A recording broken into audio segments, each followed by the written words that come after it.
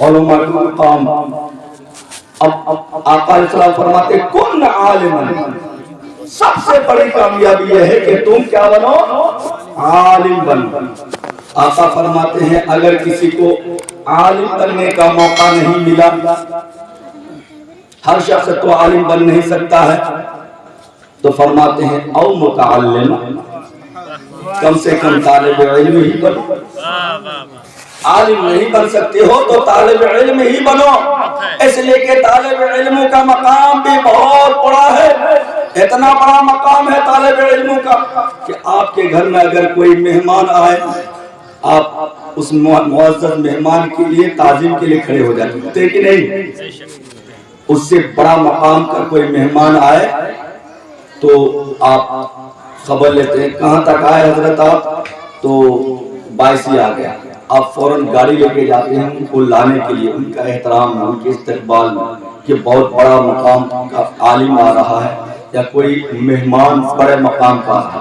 اور ان سے بڑے مقام کا اگر کوئی مہمان آئے تو آپ کٹیہار ریلوے اسٹیشن یا پورنیہ ریلوے اسٹیشن لینے کے لیے چلے جاتے ہیں کہ نہیں؟ جن کا جیسے مقام ہوتا ہے اسی اعتبار سے.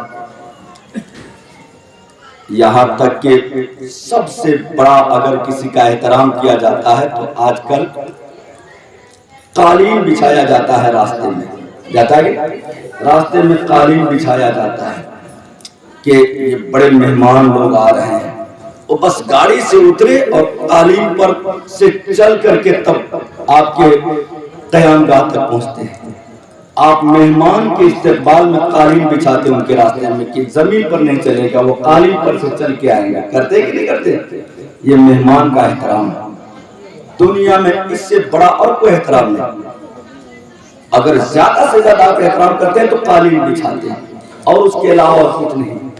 مگر یاد رکھیے جو رسول اللہ کے مہمان ہیں ان کے قدم کے نیچے قالین نہیں، فرشتوں کے سردار جبرائیل امین کا پر بچھایا جاتا ہے.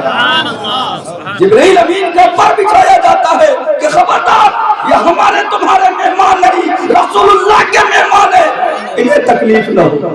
ان کے قدموں کے نیچے فرشتوں کے سردار کا پر بچھتا ہے. ان کا مقام تو دیکھو. یہ طالب علمی دور میں اگر علوم دینیہ حاصل کرتے کرتے انتقال کر جائیں تو شہادت کا درجہ نصیب ہوتا ہے. ان کا مقام بہت بڑا. آقا فرماتے ہیں کن عالم، اے لوگوں ساری کامیابی عالم بننے میں ہے، عالم بنو. اور اگر تمہیں موقع نہیں ہے تو او متعلم، کیا بنو؟ کم سے کم طالب علم ہی بنو.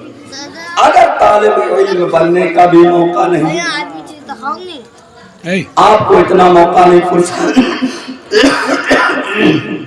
فرصت نہیں، کاروبار ہے، دکانداریاں ہیں، کھیتی گرستی ہے، سماج کے معاملے ہیں، تو آقا علیہ السلام ارشاد فرماتے ہیں تیسری چیز او مستمعن، وعلیکم السلام بیٹھیں، او مستمعن، کم سے کم ان کی باتیں قبولیت کے ساتھ سننے والا بنو.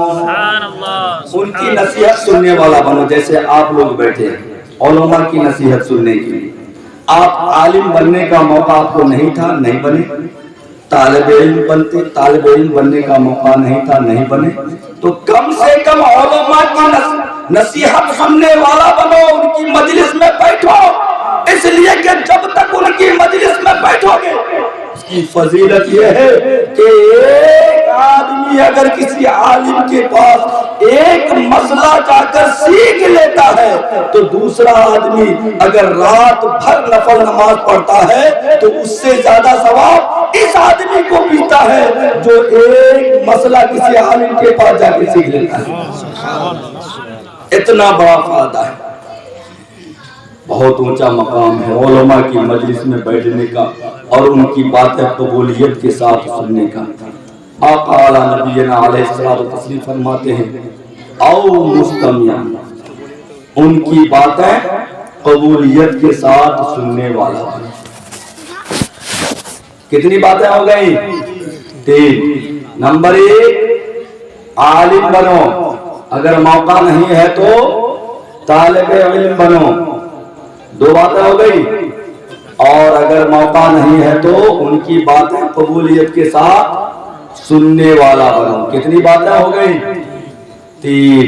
آقا فرماتے ہیں 4 چیزیں اور فرماتے ہیں وَلَا تَكُنِ الْخَامِسِ 5واں مت بننا فَتُهْلَكُ ورنہ ہلاک ہو جاؤ گے. اب 3 ہو گئی، چوتھا بتا دوں فرماتے ہیں او محبن،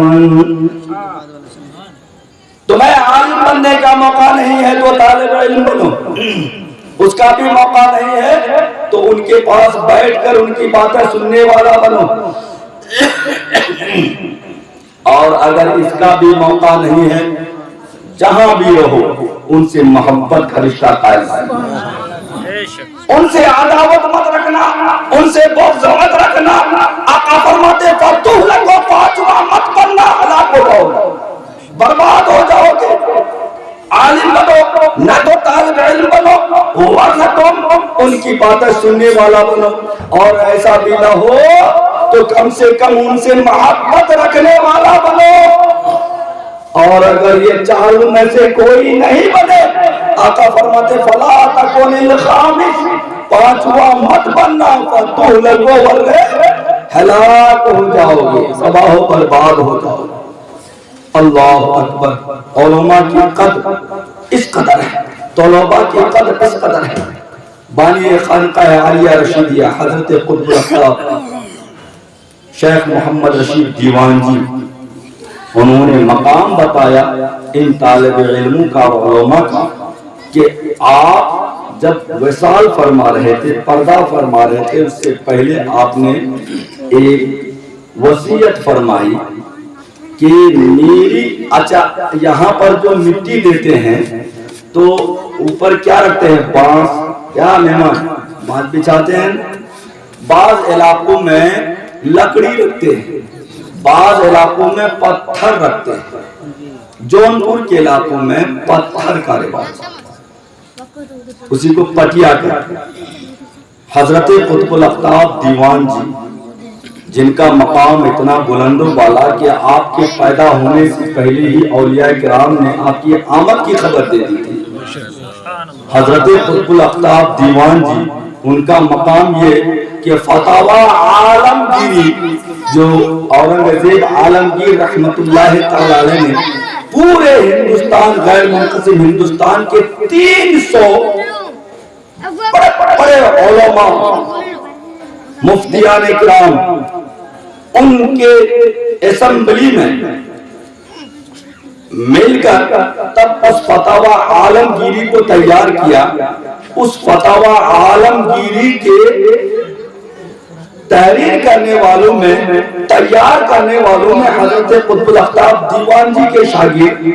جب شاگردوں کا یہ مقام ہے تو ان کے استاذ کا عالم کیا ہوگا؟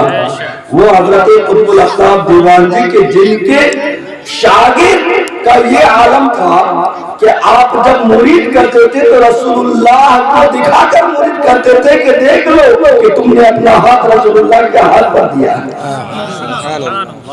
یہ وہ لوگ تھے، وہ حضرت قطب الاقطاب دیوان جی جن کا اتنا بڑا مقام، وہ انتقال سے قبل وصیت کرتے ہیں کہ میری قبر پر اس پٹیا کو رکھنا. پٹیا سے مراد وہ پتھر رکھنا جس پر طالب علم چپل اتارتے ہیں. اللہ، طالب علم کا مقام ہے، علماء جس پر طلباء چپل اتارتے ہیں وہ میری قبر پر رکھنا. اس سے اندازہ لگائیے ان کا مقام کتنا بلند و بالا ہوگا، ان طلباء کا، ان علماء کا. آپ کو میں سناؤں، میدان محشر ہوگا، محشر قائم ہوگا تو سب کے حساب و کتاب ہوگا کہ نہیں؟ حساب و کتاب، حساب و کتاب ہوں گے، میزان عمل ہوگا، نیکیاں بدیاں سب تولی جائیں گی. جو لوگ جنت میں جن کو جانے کا حکم ملے گا وہ جنت میں جائیں گے، اور جن کے حق میں فیصلہ ہوگا ادھر جانے کا تو وہ ادھر جائیں گے جہنم میں. جنتی جنت میں جا رہے ہیں، نمازی جا رہے ہیں جنت میں، ان کو مل چکا، جا رہے ہیں۔ روزے دار جنت میں جا رہے ہیں، صدقہ کرنے والے جنت میں جا رہے ہیں، خیرات کرنے والے جنت میں جا رہے ہیں، سلام کرنے والے جنت میں جا رہے ہیں، ماں باپ کی خدمت کرنے والے جنت میں جا رہے ہیں، سب جا رہے ہیں۔ جب یہ علماء بھی جائیں گے تو انہیں روک دیا جائے گا، علماء روک دیے جائیں گے۔ اب یہ پریشان ہوگی، حیرت میں ہوگی، یہ کیا معاملہ ہوگا؟ نمازی جنت میں جا رہے ہیں، روزے دار جنت میں جا رہے ہیں، صدقہ کرنے والے جنت میں جا رہے ہیں، زکات دینے والے جنت میں جا رہے ہیں، سلام کرنے والے جنت میں جا رہے ہیں، ماں باپ کی خدمت کرنے والے جنت میں جا رہے ہیں۔ ارے سب جنت میں جا رہے ہیں، نیکوکار جنت میں سب جا رہے ہیں، ہمیں کیوں روکا گیا؟ ہم نے کیا کیا؟ علماء کو روک دیا جائے گا، یہ گھبرائیں گے، پریشان ہوں۔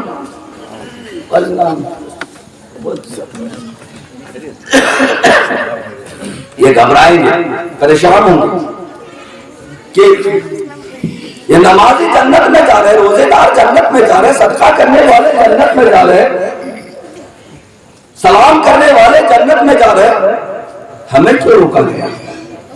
حکم الہی ہوگا کہ وہ نمازی تھے، وہ تنہا جنت میں جائیں گے، وہ صدقہ کرنے والے ہیں، تنہا جنت میں جائیں گے،